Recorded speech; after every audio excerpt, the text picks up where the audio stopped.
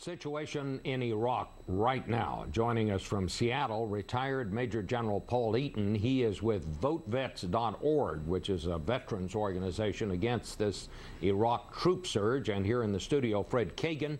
He's a military historian, taught at West Point. He's also a strategist with the American Enterprise Institute. And you were one of the early advocates, Mr. Kagan, of putting more troops into Iraq. You're just back from there. Do you think these extra troops, is it working? Is it having an impact? I believe that it is. From what I saw, I was in there on the ground in and around Baghdad in early April, and I just got back on Monday from another trip. We spent 8 days going around, and we saw some pretty significant improvements on the ground in security, and the impression that we got from the officers that we talked to at all levels, from company commander up to General Petraeus, is that security is improving across the board. Some places more than others. There remain significant challenges, but things are getting better.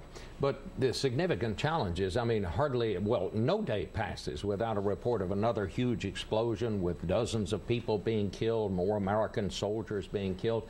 How do you make the statement that it looks like things are getting better? Well, we have to understand it's very tragic when these events occur, but this is a war, and the enemy is fighting us with suicide bombers and a variety of other heinous methods. And we have to not make the mistake of saying just because the enemy is still fighting us, therefore we're losing. What I saw on the ground is that there are more people on the streets, there are more markets open, there are more shops open in the markets.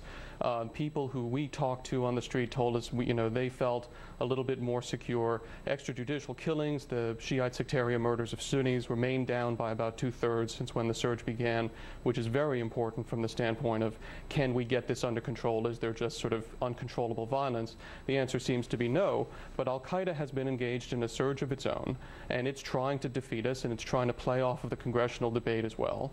Well, let's ask General Eaton. General, you've just heard this.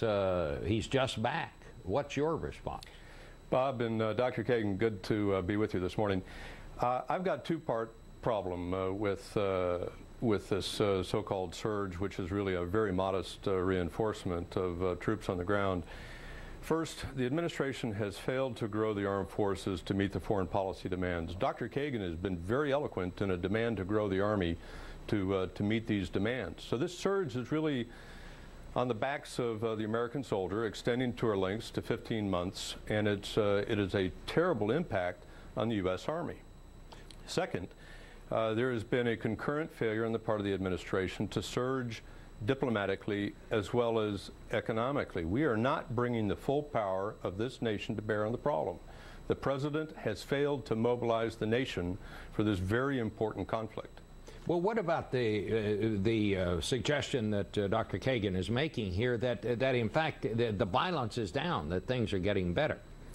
If that is true, and that very well may be, I have not been there in some time, it is a reflection on what General Petraeus has done by breaking the force down and inserting smaller packages, smaller FOB, forward operating bases, in areas where they desperately need an American presence to bring security to the area. So rather than these monster forward operating bases, you now have smaller outposts that are greatly helpful to the Iraqi police and to the Iraqi armed forces to help shoulder the burden. So it's more a technique.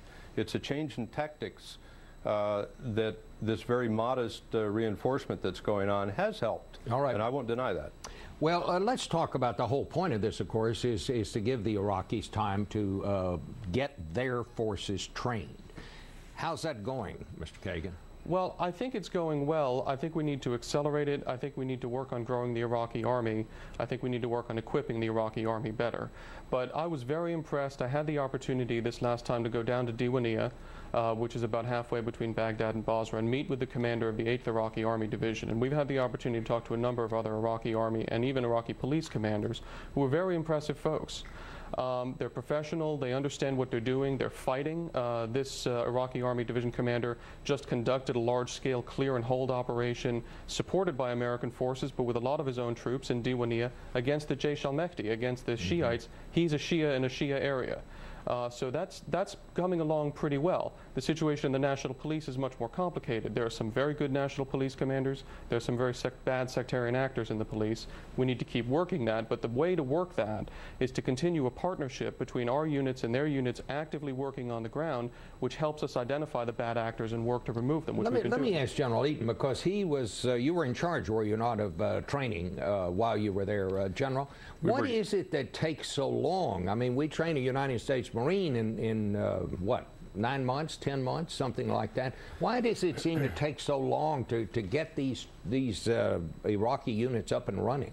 Bob, when you develop a soldier, there are really three components. Develop him physically, develop him from the perspective of military training, military skills.